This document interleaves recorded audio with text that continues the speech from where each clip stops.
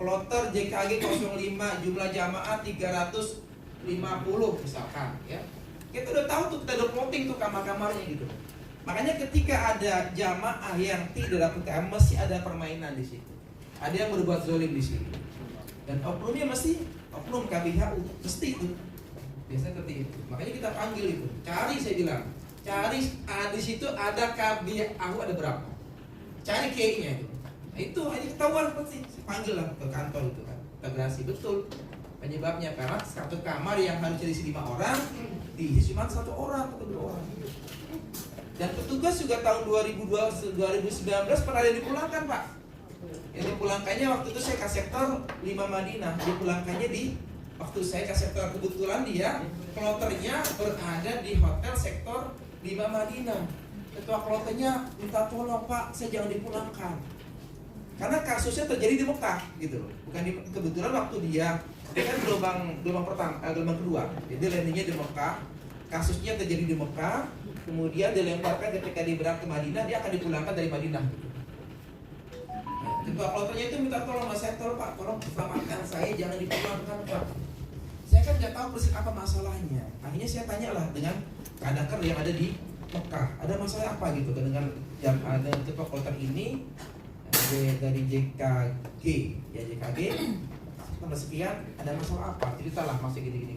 Intinya menelantarkan jamaah. Intinya itu. Ya, karena dia kalah dengan oknum KBHU, dia ikutin oknum KBHU, ini jamaah terlantar. Kebetulan ada sidak pengawasan dari DPR, gitu. Termasuk ada juga perawat tenaga kesehatan itu tidurnya di luar, gitu kan? Ya karena tadi itu pembagian kamarnya nggak rata, bukan nggak rata, karena ada dominasi dari oknum sih bilang seperti itu. Akhirnya ya udah kita pulangkan, Pak, tahun 2019. Jadi petugas itu yang dipulangkan juga banyak, Pak. Jadi jangan sedikit. Haji itu memang benar panggilan Allah. Tidak semua petugas itu bisa berangkat haji. Ada yang sudah menjalan wukuf di Arafah, dipulangkan, Pak, karena melanggar kode etik. Coba itu petugas udah tinggal 5 hari mau wukuf. Nah, ada data apa yang bersangkutan melakukan pelanggaran kode etik, petugas ya udah pulangin deh sudah. Walaupun ada yang dipulangkan, ada yang ditransit ke Jeddah. Yang penting dia tidak masuk ke Arafah. Harus keluar dari Mekah. Itu ada, Pak. Jadi nggak main-main petugas, karena ada kode etik, ada fakta integritas. Oke, kita mulai dulu. Tadi belum ya? Struktur ya? Masih struktur, lanjut dulu deh. Nah, berikutnya Direktorat Jenderal Pelayanan Haji. Dia harusnya menyampaikan ini adalah Pak Ian Laksamana Muda, Ian Kurniawan. Beliau adalah dirjennya.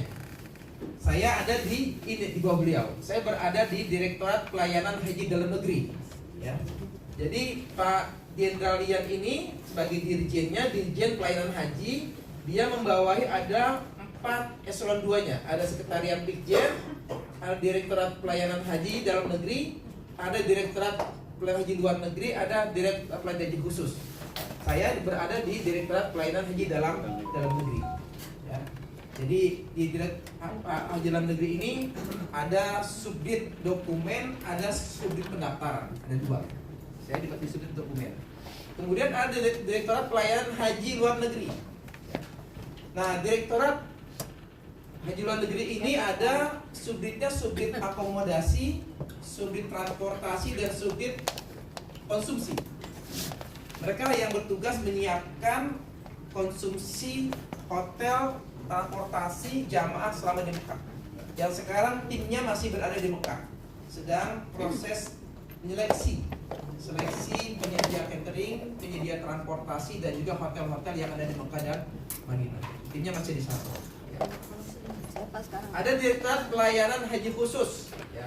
Ini untuk haji khusus ditangani oleh Direktorat Pelayanan Haji Khusus. Berikutnya, kemudian ada Direktorat Jenderal Pengembangan Ekosistem Ekonomi Haji dan Umroh. Keren kan?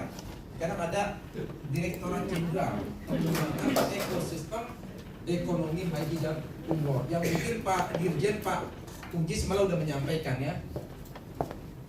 Nah, dalam Dirjen pengembangan ekosistem ekonomi haji kita menyebutnya Ditjen PEE ya.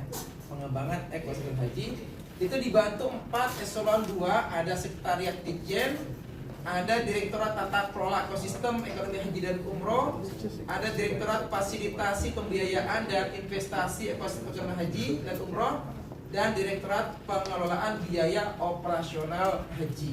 Nah, dirjennya itu Profesor Dr. Jainal Effendi. Beliau dosen guru besar di IPB. Ya, guru besar di IPB. Berikutnya terakhir Direktorat Jenderal Pengendalian Penyelenggaraan Haji dan Umroh. Nah, ini dirjennya Pak Harun Ar-Rasyid yang terkenal dengan Raja OTT dari KPK. Sekarang beliau berada di Mekah. Dia sebagai ketua tim pengadaan akomodasi, konsumsi dan transportasi. Jadi sekarang beliau ada di Mekah karena menjadi ketua tim. Ya. Ini Pak dirjennya Pak Harun Ar-Rasyid. Ada 3 eselon 2-nya, ada sekretariat dirjennya, ada Direktorat Pengawasan Haji Khusus Umroh dan Direktorat Pengawasan Haji dan Umroh. Jadi kalau seandainya nanti Bapak Ibu menemukan pelanggaran yang dilaksanakan oleh para penyelenggara travel, haji atau umroh, dilapor aja ke sini nih. Pak Harun Ar-Rasyid, sana laporannya. Oke, cukup ya. Ini tentang struktur organisasi di Kementerian Haji dan Umroh. Kita masuk dulu materi kita. Mas, tolong videonya. Video dulu. Nah. Ya, saya akan tampilkan dulu profil Pak Dirjen Pelayanan Haji. Jadi terkait dengan Taqimatul Hajj, pelayanan haji dalam luar negeri, beliau minta ujian beliau. Kita lihat profil beliau.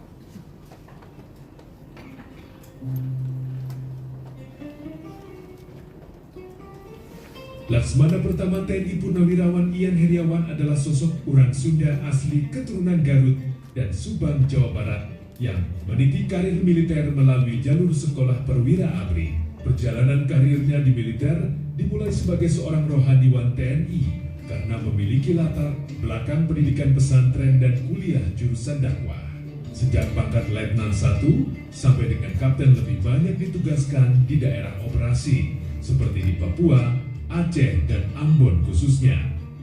Pada saat bertugas di Korps Marinir, pengalaman penugasan menjadi lebih lengkap setelah diberikan tugas sebagai pembinaan mental di jajaran armada dan selanjutnya menjadi staf di Mabes TNI Angkatan Laut hingga mendapatkan kepercayaan menjadi perwira tinggi TNI Angkatan Laut pada tahun 2020 dengan jabatan Kepala Dinas Pembinaan Mental TNI Angkatan Laut.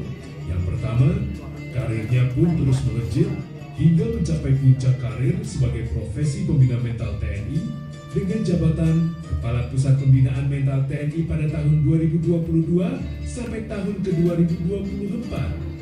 Berbagai pengalaman penugasan di beberapa daerah operasi yang pernah dialaminya telah menjadikannya piawai dalam melaksanakan tugas, khususnya pada saat bertugas mendukung kesiapan tugas operasi, baik operasi militer perang maupun operasi militer selain perang.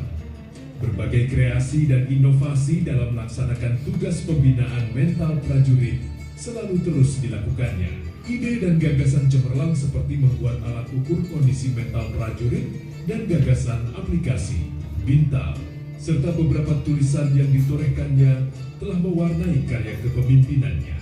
Tak kalah menariknya yaitu bakat olah vokal yang dimilikinya karena berbasis seorang kori telah menjadikannya menyenangi dunia musik dengan membentuk band Pinaka yang telah menciptakan beberapa lagu viral diantaranya lagu TNI Prima, Kebanggaanku, Hantu Laut, hingga lagu campur sari Jales Veva Jayamahe. Di samping pengalaman penugasan dalam negeri, beberapa kali kegiatan di luar negeri selalu aktif diikuti, khususnya di Arab Saudi dalam rangka mendukung kegiatan penyelenggaraan ibadah haji, khususnya yang berkaitan dengan penyiapan petugas haji dari TNI. Keaktifannya dalam mengikuti kegiatan penyelenggaraan haji ternyata menjadi bekal yang sangat berarti setelah berakhirnya masa pengabdian di TNI dengan mengakhiri pensiun dini dan melanjutkannya pengabdiannya di Kementerian Haji dan Umrah RI. berdasarkan keputusan Presiden RI nomor 185 TPA 2025 tanggal 21 November tahun 2025, Laksmana Pertama TNI Purnawirawan ditetapkan menjadi Direktur Jenderal Pelayanan Haji Kementerian Haji dan Umrah RI. Pelantikan sebagai Direktur Jenderal Pelayanan Haji dilaksanakan pada tanggal 26 November tahun 2020 oleh Menteri Haji dan Umrah Republik Indonesia. Semoga pengalaman penugasannya selama ini bisa menjadi bekal untuk berkiprah secara total membantu Kementerian Haji dan Umrah Republik Indonesia, khususnya dalam memberikan pelayanan kepada jamaah haji guna mewujudkan penyelenggaraan haji yang efisien, aman dan nyaman, serta mampu memberdayakan ekosistem ekonomi haji Indonesia.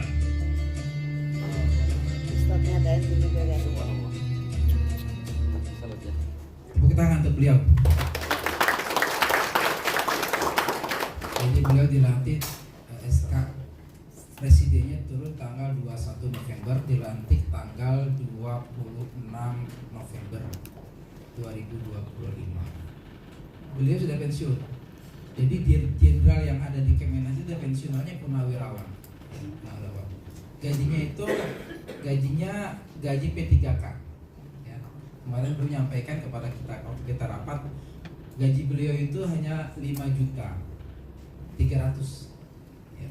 Karena gaji P3K sama dengan P3K yang ada di Kementerian Agama dan juga Kementerian Haji itu honornya 5.300.000. Ya, jadi nggak ada seperti pejabat yang masih aktif ya, beda lagi.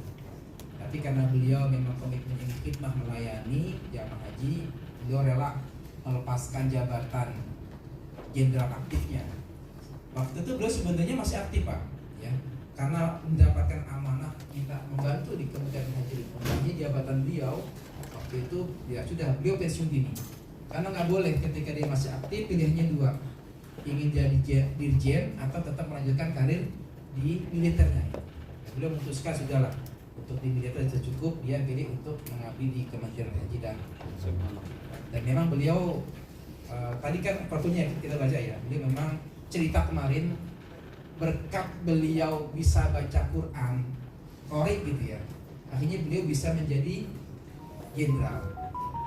Berkat beliau bisa baca Quran, beliau bisa masuk TNI ya, kemudian meniti karir terus sampai pangkatnya menjadi jenderal.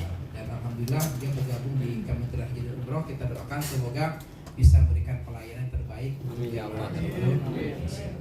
Baik, kita mulai Taklimatul Hajj.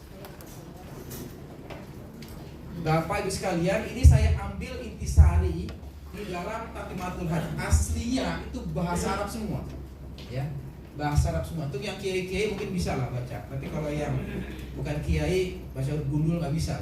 Nah, ini saya ambil inti-intinya. Jadi dalam Taklimatul Hajj itu ada intisari pokok dasarnya apa yang perlu diketahui sampai nanti ketika tahap perencanaan sebelum jamaah dikirim ke tanah air, perencanaan yang harus dilakukan oleh negara pengirim jamaah haji itu apa? Nanti ketika di pelaksanaan pada puncak haji itu apa yang harus dipatuhi, sampai nanti setelah selesai pelaksanaan ibadah haji apa yang harus dilakukan oleh negara pengirim jamaah haji. Yang pertama ini peringatan semua, pengumuman semua dari Kementerian Haji dan Umroh. Yang pertama, dilarang keras melakukan komunikasi atau interaksi dengan kementerian atau otoritas resmi apapun di Kerajaan Arab Saudi tanpa koordinasi terlebih dahulu dengan Kementerian Haji dan Umroh. Bu Moderator, tolong saya ingatkan ya, karena saya kalau ngomong lupa gitu ya. Karena banyak materi ini. Jadi pertama Pak, nggak bisa negara Indonesia, duta besar Indonesia ataupun kepala teknis urusan haji di Jeddah atau saya sebagai kadaker itu berkomunikasi dengan negara lain tanpa mendapatkan izin dari Kementerian Haji dan Umroh atau mendapatkan izin dari otoritas di sana. Dan ini baru berlaku seingat saya tahun 2023-2024. Sebelumnya nggak jadi masalah. Ya. Saya ingat tuh 2024 atau 2023, saya itu mau nerima tamu dari Libya, dari Malaysia, dari Brunei. Itu sudah diwanti-wanti.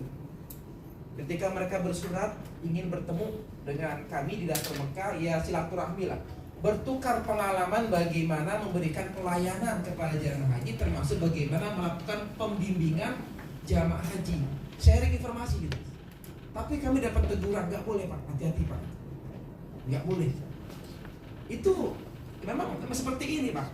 Ketika musim haji, bahkan bila musim haji pun kalau udah terkait dengan kerjasama komunikasi negara lain, terutama masalah perhajian tanpa izin dari Kementerian Haji Arab Saudi, itu tidak diperkenankan. Kalau ketahuan, kita nanti akan di blacklist. Pak Dirjen penyelenggaraan haji dan umroh, Prof. Hilman Latif, itu sempat di blacklist waktu itu, bisa nggak pulang, mau deportasi waktu itu. Karena beliau pernah melakukan yang menurut kacamata kerajaan Arab Saudi itu menyinggung perasaan kerajaan Arab Saudi. Konkretnya begini Pak, jangan direkam ya. 2023 itu kan ada kasus Pak di Muzdalifah, ya kan? Di Muzdalifah ada kasus. 2023 itu kan pasca Covid, haji pertama kali yang normal pasca Covid tahun 2023. 2022 itu haji tidak normal, ya. Haji tidak normal dilakukan tahun 2022, tapi haji normalnya tahun 2023. Kenapa saya katakan dia normal? Karena tahun 2022 itu jamaah haji yang berangkat hanya separuh dari kota normal. Kota normalnya berapa? 221.000. 221.000. Itu termasuk jamaah haji khusus ya. Nah, kalau jamaah reguler itu 203.320. Ini kalau diuji bisa keluar Pak, ya. Ujian itu keluar tuh berapa kota jamaah haji reguler, berapa kota jamaah khusus, berapa total kota jamaah haji tahun 2025. Ini bocor aja Pak, saya tahu juga ya. Jadi kota tahun 2022 itu hanya separuh dari 200.000, hanya kurang lebih 100.051 kurang lebih. Makanya petugas tahun 2022 itu petugas yang paling enak. Jumlah jamaahnya udah separuh dari kota normal. Kemudian ada tambahan di masyair, ya. Tenda-tenda di Mina, tenda-tenda di Arafah itu sudah seperti haji khusus. Bukan hanya karpet tapi ditambah dengan kasur. Sehingga jamaah haji tahun 2022 itu di tenda bisa guling-guling Pak. Kan cuma sedikit. Daya tampung, misalkan daya tampung tenda itu muatnya katakanlah 300, cuma diisi 150. Kan luas banget tuh gitu. Jadi nggak ada tuh berdesak-desakan tuh nggak ada. Itu tahun 2023 ditambah lagi pakai kasur gitu loh. Makanya waktu itu jamaah haji khusus agak sedikit kecewa. Waduh enak banget haji reguler katanya. Pelayanannya udah seperti haji khusus. Bayarnya nggak sampai 200 juta. Kan kalau haji khusus kan di atas 2 juta kan? Tahu saya minimal tuh 250 juta. Minimal. Tahu saya loh ya. Bahkan lebih dari itu. Kayak modelnya Raffi Ahmad berapa bayarnya dia? Tahu nggak? Hah? 900 juta satu orang. Jadi kalau Raffi Ahmad itu sama anak istrinya 5 orang, 9 kali 5 berapa tuh? 5 M. Hah? 4,5 miliar kan? Masya Allah. Itu baru dibayar, efeknya belum. gara-gara si Raffi Ahmad 2025 itu pemerintah Arab Saudi membuat haji VVIP. Kenapa? Oh ternyata orang Indonesia banyak kaya-kaya. Dibuatkanlah paket-paket yang harga segitu Pak. Jadi jamaah tiba, misalnya jamaah tiba nih di Bandara Jeddah, langsung dijemput pakai Alphard, langsung dibawa ke Multazam, hotel Multazam. Di Multazam itu hotel yang Tol Zamzam. Ya. Oh iya, yang paling dekat dengan Ka'bah. Kalau seandainya ada Ka'bah dekat bisa turun di situ ya. Paling dekat pokoknya. Sedekat-dekatnya dengan Ka'bah. Semuanya dikawal, pelayanan. Oh, udah umurnya dikawal semuanya. Itu yang haji khusus, yang VVIP itu. Harganya nggak mahal-mahal, 900 jutaan. Dapat rumah. Satu orang. Dampaknya seperti itu, Pak. Ya. Jadi sekarang ini yang perlu kita pahami bersama, orientasi pelayanan haji di sana itu ya udah nuansa bisnisnya tuh tinggi banget. Nanti kita akan bicara banyak lagi. Ya itu pertama, komunikasi gak boleh barangan. Jadi kalau nanti bapak ya kalau jadi pejabat di sana itu hati-hati, gak bisa sembarangan, kecuali kalau ada izin secara resmi. Yang kedua adalah pengumuman kepada seluruh jamaah haji dan umrah mengenai keberadaan pusat komunikasi untuk menerima telepon, pertanyaan serta masukan dari jamaah melalui nomor bebas pulsa 1966. Jadi kalau Bapak Ibu nanti di Arab Saudi ada permasalahan, itu teleponnya sini Pak, ya. Teleponnya ke 1966. Tapi jangan pakai nomor Mentari Pak, ya, nomor Saudi. Bapak beli nomor STC di sana atau nomor STC terus Mobaili, ya. Sana nanti connect ke sana. Kalau nomornya nomor Indonesia ya agak gangguan, apalagi nggak roaming ya, ada gangguan. Ini informasi yang menurut saya penting ya, karena selama ini jamaah banyak yang nggak tahu kemana sih kalau mau ngadu gitu. Kalau kita bilang call centernya lah, call center pengaduan jamaah dari seluruh negara Indonesia, dari seluruh negara, bukan Indonesia saja. Itu yang 1966. Kemudian seluruh kantor haji serta penyelenggara atau perusahaan dan biro perjalanan wajib mematuhi seluruh instruksi yang dikeluarkan otoritas Saudi terkait urusan haji. Jadi kami Kementerian Haji dan Umroh kan di Arab Saudi, di Jeddah ada kantor urusan haji namanya. Kantor urusan haji di Jeddah itu semuanya harus mematuhi aturan yang ditetapkan oleh Kementerian Haji dan Umrah dan juga kementerian lainnya. Contoh misalkan pembayaran paket masyair gitu ya. Pembayaran paket masyair selambat-lambatnya katakanlah tanggal 7 atau 8 Januari 2026 selambat-lambatnya. Jadi mau tidak mau pemerintah Indonesia melalui kantor urusan haji kita harus patuh, nggak ada tawar-menawar. Kalau kita nggak bayar, maka kita tidak mendapatkan pelayanan di masyair, di Arafah, Muzdalifah dan di Mina. Ini yang menjadi permasalahan teman-teman dari travel haji khusus terutama. Waktu hari Sabtu ada seorang datang ke rumah saya, cerita lah, karena persyaratan istiqtoah akan ketat sekarang. Ini gara-gara, mohon maaf Pak, ya maaf saya jadi bingung juga nih. Sebenarnya udah diperingatkan. Saya ingat tuh 2024 waktu rapat malam-malam dengan Pak Dirjen, para pejabat rapat malam-malam, Pak Dirjen itu sudah diwanti-wanti sama Direktur Jenderal Kementerian Haji dan Umroh Arab Saudi. Prof. Hilman, tahun ini 2024 jangan ada jamaah lagi yang sakit. Tidak boleh ada jamaah yang dinyatakan tidak istiqtoah diberangkatkan. Kayak gitu, udah ngancam karena 2023 itu kan banyak kasus tuh. Ya Muzdalifah kan banyak meninggal itu. 778 orang meninggal itu sebelum pasca haji, itu di haji. Setelah pulang, ya karena kan kami itu pulang, saya ingat sekitar tanggal 7 Juli 2023. Itu masih menyisakan jamaah yang dirawat di rumah sakit di Mekah, Jeddah dan di Madinah. Jadi 773 ke 78 itu sebelum kita pulang. Setelah kita pulang bulan Juli, Agustus, September, Oktober dapat informasi jamaah yang dirawat di rumah sakit di Mekah, di Madinah, di Jeddah sebagian kecil pulang ke tanah air setelah dinyatakan sehat, tapi sebagian besar pulang ke rahmatullah. Jadi naik lagi 800-an yang meninggal. Nah itu menjadi evaluasi tuh dari Arab Saudi. Maka 2004 itu sampai waktu itu Kementerian Haji Arab Saudi mengatakan pokoknya kita tidak mengizinkan jamaah lansia untuk berangkat haji. Ya, karena kan jamaah yang meninggal 2023 banyak lansia.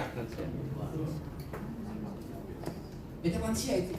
Kenapa? Loh, masalahnya jamaah haji kita 2023 itu kan tanpa pendamping, Pak. 2023 tidak ada pendamping karena semangatnya adalah ingin memberangkatkan jamaah yang tua-tua. Muncullah kebijakan haji ramah lansia. Banyaklah petugas-petugas dari TNI Polri, dari Rumah Sakit TNI Polri kita libatkan tuh untuk melayani jamaah lansia. Gak ada pendamping itu dari Pak. Makanya banyak itu. Nah mungkin Arafin tahu tuh karena banyak yang negara lansia 2024 itu udah membatasi nggak boleh lagi lansia. Nah, Dirjen kan khawatir Pak, karena jamaah haji kita sampai sekarang banyak yang lansia. Jamaah haji kita Pak rata-rata daftar haji. Itu kan ketika anaknya sudah selesai kuliah. Berapa rata-rata usianya? 50. Ketika daftar?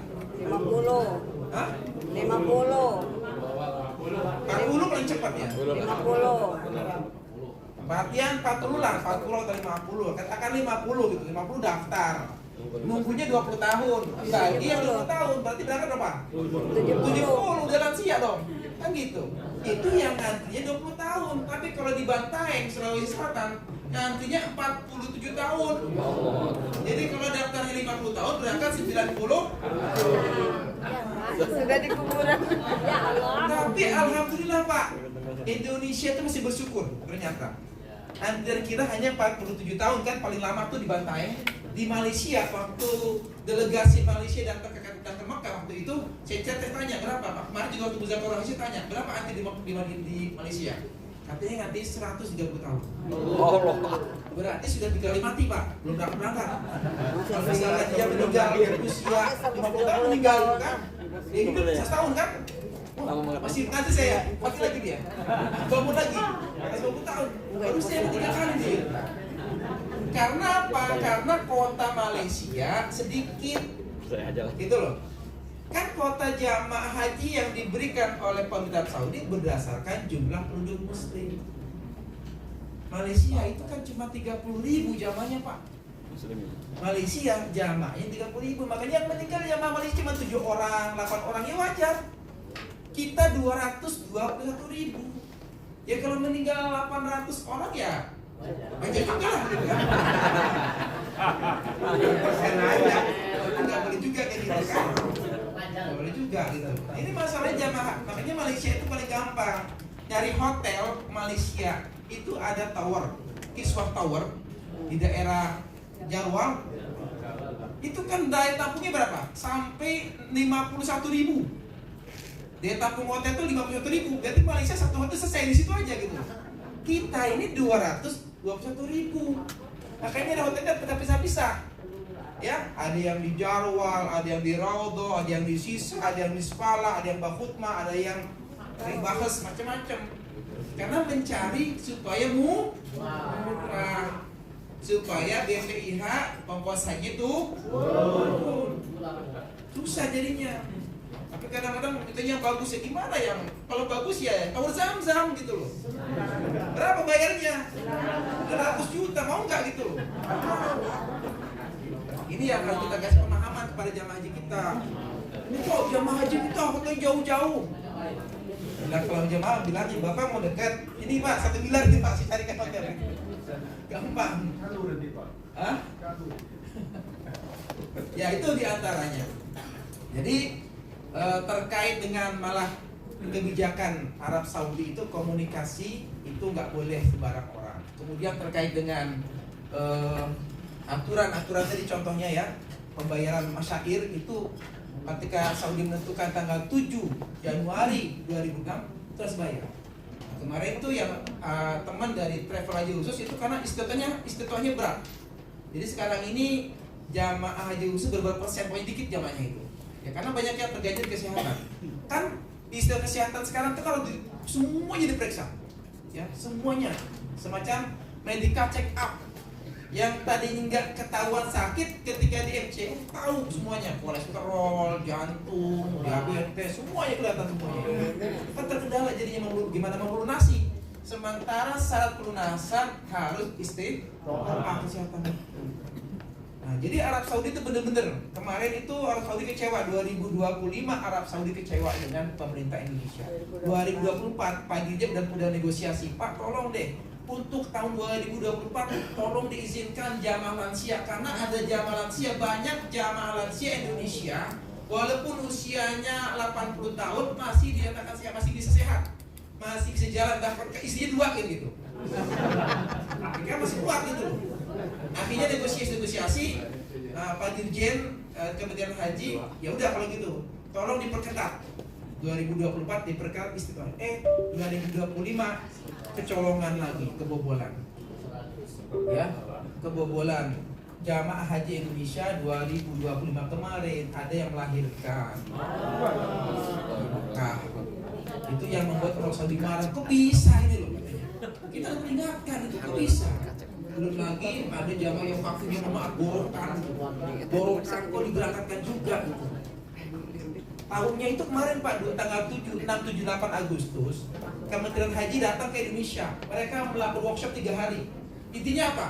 Intinya mereka memaparkan dosa-dosa penyelenggaraan haji oleh negara Indonesia. Apa merahnya itu loh tuh borokan tuh berangkatkan haji. Itu yang melahirkan tuh. Pokoknya semuanya. Makanya tahun 2025 kita 0 prestasi. Tidak mendapatkan penghargaan satupun, nggak penghargaan. Kalau Turki, Malaysia, Bangladesh, Pakistan, dan penghargaan yang mungkin yang rapi, gak ada yang meninggal juga sedikit lah gitu kan. Kita semua dipaparkan dosa-dosa kita, ya. Terkait dengan masalah akomodasinya, jamaah hajinya semuanya. Walaupun sesungguhnya kalau mau fair-fairan gitu ya, kemarin kan juga sesungguhnya yang menjadi pengaruh ada banyak masalah karena 2020 banyak syarikah, multi syarikah. Perusahaan yang melayani jamaah haji tahun 2025 itu terbanyak dalam sejarah penyelenggara ibadah haji. Yang selama ini syarikahnya kan cuma 1 atau 2. Kemarin ada 8 syarikah. Syarikah yang 1 kalau beda jamaahnya beda dengan syarikah utamanya tidak mengangkut. Contoh, petugas haji sebagian besar termasuk saya ya, kadakar petugas itu sebagian besar syarikahnya adalah Duyuful Bait atau bed guest. Tetapi ada jamaahnya sebagian besar adalah Ropina. Ya, misalkan dalam satu kloter 350, ketua kloternya, kemudian tenaga kesehatannya itu syarikahnya adalah Duyuful Bait. Jamaahnya yang 345-an itu adalah Ropina. Ketika pemberangkatan dari Madinah ke Mekah, ini yang 5 orang petugas jadi angkut Pak. Dicek sama Ropina, oh bukan Ropina, kamu betul-betul cari. Dan paspornya nggak ada, karena paspornya ketika tiba di Jeddah atau di Madinah itu kan harus diambil oleh masing syarikah. Jadi jamaah yang Ropina ya diambil oleh syarikah Ropina.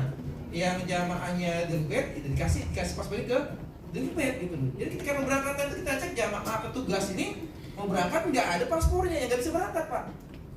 Karena jamaah mau pulang ke tanah air, mau berangkat dari Mekah Madinah atau sebaliknya dari Mekah itu harus ada paspornya. Nah itu kita nggak temukan, kita cari ternyata beda syarikah, sehingga petugas itu tertahanlah, ada yang 1 hari, ada yang 2 hari, 3 hari. Kita cari dulu paspornya, dan nggak mudah juga nyari paspor itu menjadi kendala tahun 2020. Nanti ada kasus yang banyak kita akan urai pada slide berikutnya. Ustaz, kita menarik ya masalahnya, cuma belum ada penjelasan kenapa kok bisa begitu saja. Kayak misalnya yang hamil, kenapa kok bisa berangkat? Ini Pak. Terus syarikah tadi berbeda, kok bisa terjadi gitu? Itu kan pertanyaan kita. Ya, jadi gini Pak. Walaupun sebenarnya ceritanya nanti aja Pak, kita nggak pasti jawabannya sebenarnya. Jadi gini, perlu diketahui oleh Bapak Ibu semua, teman-teman tenaga kesehatan kita di daerah. Laporan yang kami dapatkan dari Kapuskes, Kepala Pusat Kesehatan Haji, Pak Dr. Lili Hendro mengatakan, Pak Haji Holil, Pak Kadaker, teman-teman di daerah itu nggak puasa kalau mereka tidak memberikan izin istitoah, sementara yang jamaah yang berangkat itu adalah misalkan keluarganya bupati atau neneknya dari Kapolda. Jadi di bawah tekanan ada tekanan senjata, ancaman jabatan. Jadi kepala dinasnya itu diancam. Kamu mau turun, kalau kamu gak izinkan jabatan kita copot ya. Itu Pak yang perlu dipahami. Itu Indonesia Raya dan ART. Makanya ke depan ini penting. Makanya sekarang ini kami itu akan komunikasi dengan gubernur, Bupati. Tolonglah kondisi ini dipahami. Jangan menggunakan jabatannya untuk menakut-nakuti, mengintimidasi teman-teman yang melakukan verifikasi istiqomah kesehatan. Itu yang perlu dipahami bersama. Ini yang kita prihatin, tapi itu kenyataan di lapangan seperti itu, Pak. Itu kenapa terjadi. Ya masalah syarikah itu, ya Allah alam, kenapa dulu semangatnya itu kan begini Pak, semangatnya dengan banyak syarikah mudah-mudahan pelayanan semakin bagus. Karena dulu kalau cuma 1-2 berarti kan dimonopoli, kan gitu alasannya. Jadi waktu itu ada masukan, jangan cuma 2. Kalau nggak salah, ini juga rekomendasi dari BPK Pak. Waktu itu saya mendampingi salah seorang anggota BPK RI. Saya antar ke Raudhah, mendampingi Pak pejabat ke Raudhah. Dan juga waktu itu pernah bertemu dengan DPR. Dia bilang begini, Pak, memang multi syarikah ini banyak syarikah diantaranya memang rekomendasi dari Badan Pemeriksa Keuangan Republik Indonesia supaya jamaah haji itu bisa dilayani, ada kompetisi gitu loh. Mereka saling berkompetisi memberikan pelayanan terbaik gitu. Tapi faktor kenyataannya nggak semudah itu Pak. Masalahnya kita di negara lain, bukan negara Indonesia. Akhirnya banyak kacau balau Pak. Bukannya berkompetisi dan kebaikan, kompetisi saling menjatuhkan gitu. Kalau menyengsarakan jamaah haji kita. Akhirnya apa? 2026. Nah, ini juga rekomendasi dari Kementerian Haji. Kita harus taat. Nggak boleh lagi seperti tahun 2025. Nggak boleh lagi ada 8 syarikah. Maksimal 2 syarikah. Makanya udah nih Pak, 2026 kita hanya 2 syarikah. Pertama syarikahnya adalah Duful Bait, kedua adalah syarikah rakyat. 2. Dan satu kloter harus 1 syarikah ya? Ya, 1 kloter 1 syarikah. Nah, kita upayakan itu 2026. Jadi cuma 2 syarikah 2026. Karena kita melaksanakan hasil evaluasi 2025 dan juga mempertimbangkan masukan dari Kementerian Haji dan Umroh. Berikutnya perekaman biometrik sidik jari merupakan persyarat utama bagi semua jamaah. Pak, ini nih sidik jari. Itu kan tahun 2022 itu mulainya itu Pak. 2019 belum ada itu kan? Itu kan pasca Covid. Ini kemajuan teknologi. Jadi Arab Saudi ini semuanya udah berdasarkan teknologi IT Pak. Makanya pembimbing ibadah itu harus tahu IT. Makanya ada materi sekarang, materi di dalam sertifikasi adalah pengenalan informasi dan teknologi penyelenggaraan haji. Jadi harus tahu nih aplikasi-aplikasi apa saja untuk petugas, untuk jamaah, termasuk juga aplikasi yang dikeluarkan Arab Saudi. Biometrik ini sidik jari kan baru gitu. Jadi memang beberapa kendala juga di lapangan. Teman-teman di daerah itu kadang-kadang, mohon maaf, sidik jari itu kan kalau para jamaah yang dari pegunungan, yang dari kepulauan, yang mereka bisa bertani, ketika di sidik jari itu nggak kelihatan Pak, udah tebel, udah kapalan gitu. Ya, udah kapalan, dia kelihatan, jadi susah gitu. Makanya pada akhirnya seringkali di akhir itu kita dari Kementerian dulu Kemenak itu minta dispensasi kepada Kementerian Haji Arab Saudi, tolong nih nama-nama itu tolong tetap diizinkan karena nggak bisa, biar gimana pun nggak bisa, tangannya udah kapalan begitu nggak bisa dibaca, nggak bisa kebaca Pak gitu. Itu yang itu ada dispensasi. Kan waktu itu kekhawatiran gimana nih, saya belum berhasil. Sementara untuk menerbitkan visa kan harus ada biometriknya ini. Jamaah gelisah gitu kan, takut gak bisa berangkat. Nah ini kita komunikasi, negosiasi, alhamdulillah diperkenankan. Nah saya nggak tahu nih 2026 apakah masih bisa gitu kan. Semoga bisa aja untuk kasus-kasus yang kejadiannya tadi yang memang sidik jari udah susah, udah rusak ya. Selanjutnya transportasi jamaah tunduk pada perjanjian penerbangan bilateral dan ketentuan otoritas penerbangan sipil Saudi. Nah jadi ini terkait transportasi udara, kontrak ada aturan bahwa jamaah negara pengirim haji mereka harus menggunakan maskapai dari Arab Saudi. Makanya maskapai penerbangan kita 2 tahun ini, Saudi Airlines dengan Garuda Indonesia. Tahun kemarin ada Lion, tapi sekarang Lion tidak mengajukan penawaran lain. Mungkin kapok kali ya, capek ternyata. Ribet memang ribet.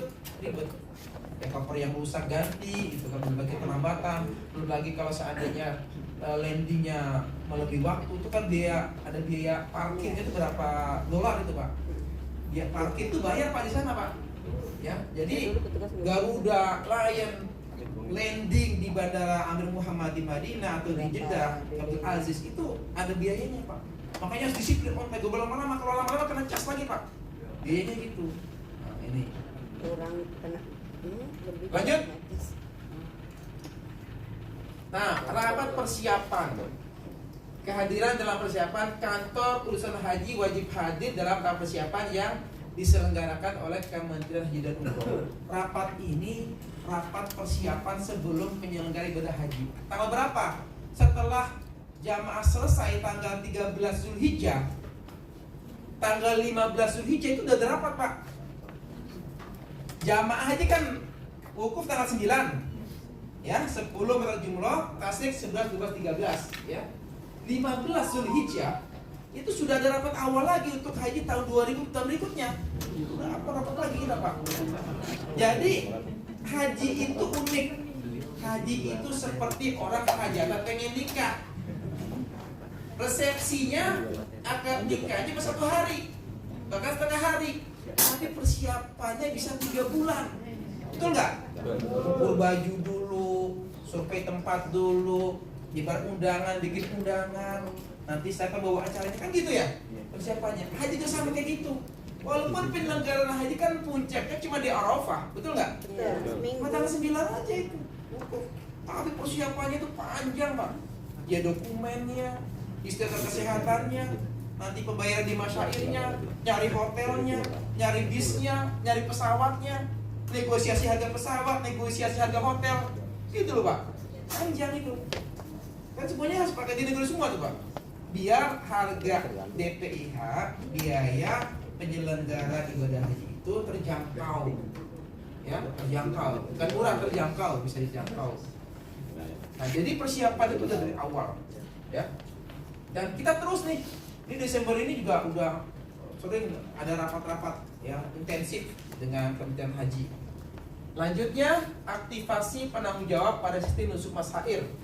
Penanggung jawab resmi harus diaktifkan pada platform nusuk masar untuk jamaah haji luar negeri untuk melakukan seluruh proses pelayanan jamaah. Sekarang ada sistem nusuk ya, sistem nusuk masar. Nah, yang mengaktifkan siapa? Yang mengaktifkan adalah kantor urusan haji di Jeddah setelah diberikan password oleh Kementerian Haji Arab Saudi. Semua layanan itu masuknya di sini nih, termasuk pembayaran masyair, pembayaran konsumsi, pembayaran transportasi, pembayaran catering, ya itu masuk ke sini bayarnya Pak, aplikasi Masar Tusuk. Termasuk nanti pembayaran dam jamaah. Nah, tahun ini kebijakan pemerintah Arab Saudi, jamaah sudah tidak boleh lagi menyembelih dam di luar Adhohi. Ya, kalau tahun yang lalu masih bisa Pak, tapi ketahuan itu. Termasuk kemarin yang dipaparkan tanggal 6-5 Agustus yang workshop Kementerian Haji itu dipaparkan. Ini pelanggaran jamaah haji Indonesia. Sebenarnya dalam Taklimatul Haji 2025, 2024, 23, 22 udah ada di tentukan tidak boleh menyembelih hewan dam di luar tempat pemotongan resmi yang mendapatkan izin dari Kementerian Lingkungan Perairan Arab Saudi. Tetapi itu terus berlangsung sampai 2025 dan itu ketahuan. Mereka akan ada drone itu Pak, ketahuan itu. Di foto-foto datanya di jamaah haji datang ke RPH. Nah, saya ingin sedikit menambahkan informasi, tapi ya sedikit nanti saya akan menjelaskan lebih dalam lagi ya. Yang perlu diedukasi kepada jamaah dan petugas, jangan sekedar membayar dam itu murahnya Pak. Karena pembayaran dam murah yang lalu-lalu itu banyak penipuan. Banyak jamaah petugas motong ke misalkan mukimin gitu ya, atau mungkin pada orang-orang yang ada di sana itu tapi sesungguhnya ditipu. Gak dipotong, satu gak dipotong, yang kedua setelah dipotong dagingnya itu dijual. Ya Allah. Karena harga kambing dam 400 sampai 450 real pada puncak haji tanggal 9, 10, 11, 12, 13, bahkan pada bulan-bulan Zulhijjah itu tidak mungkin harganya di bawah 450 real. Karena berlaku teori ekonomi, Pak. Saya sampaikan. Karena saya 2 tahun mendapat amanah dari Pak Dirjen untuk menjadi PIC, Ketua Pengelolaan Dam Jamaah dan Tugas Haji 2023-2024. Saya survei ke sana, saya dialog, komunikasi, observasi, mengkaji kepada para pengusaha besar kami di sana. Mereka menyatakan itu banyak orang-orang Bangladesh ya. Mereka menyebutnya setan-setan Bangli katanya. Itu mereka yang bohong-bohong itu yang menyembelih kemudian tidak didistribusikan, dibohongin. Jamaah haji satu kloter 350 gitu kan. Paling yang lihat berapa yang disebut cuma dari 350, paling banyak dipotong 50. 50 kalau satu orang 50 kambing itu 1 menit ya, berarti kan sudah 50 menit ya. Kalau paling cepat 1 menit ya. Berarti kan 1 jam lah. Jamaah kan udah bete kan, panasan gitu kan. Kan nggak mungkin nyaksikan semuanya. Apalagi ada permainan, udah Pak, udah cukup Pak.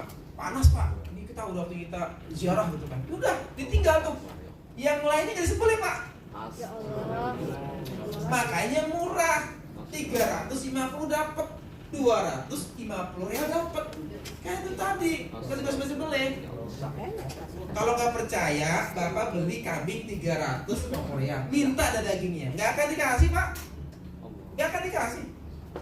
Wong saya pengalaman terus tahu persis. Harga kambing tak kasih tahu ya. Harga kambing pada puncak haji dipengaruhi 4 hal. 1, jenis kambing. 2, bobot kambing. 3, waktu pembelian, waktu penyembelihan. 4, tempat penyembelihan. Itu sangat berpengaruh terhadap harga. Jenis kambing di sana ada yang tuis berbari, ada huruf berbari, ada yang mait, ada yang naja, ada yang sudani, ada yang hongari, macam-macam. Mau yang mana harganya? Yang hongari sudani yang besar-besar itu 1.000 real. Itu yang diwajibkan untuk Arab Saudi. Arab Saudi nggak boleh beli yang harganya 400, yang beli 500, 700 nggak boleh. Yang di Adohi nggak boleh. Adohi itu untuk, maaf, negara-negara Asia seperti Indonesia itu ada boleh yang harganya 700. Orang Saudi, ini kata mereka ya, bukan kata saya, waktu mereka workshop, kami orang Saudi nggak boleh.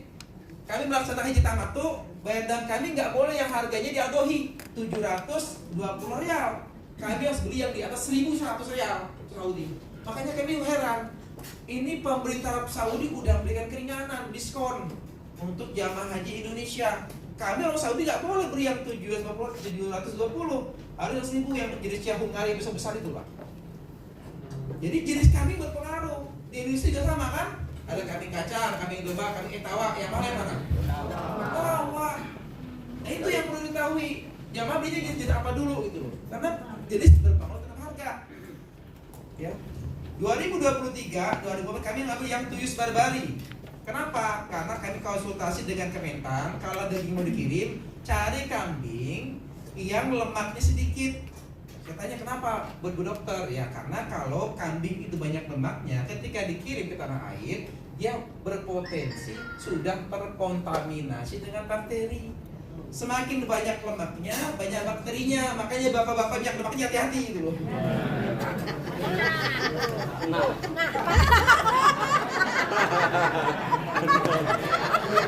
Gak bercanda Pak, tapi betul. Kata dokter Kementan dan itu. Karena waktu 2023-24 kan memang dikirim Pak. 23-24 itu memang semangatnya dikirim ke tanah air. Dan memang dikirim Pak, 2000 dikirim. Tapi qadarullah gitu, qadarullah. Regulasi antara Kementerian Haji, Kementerian Pertanian Arab Saudi dengan Kementan belum matching.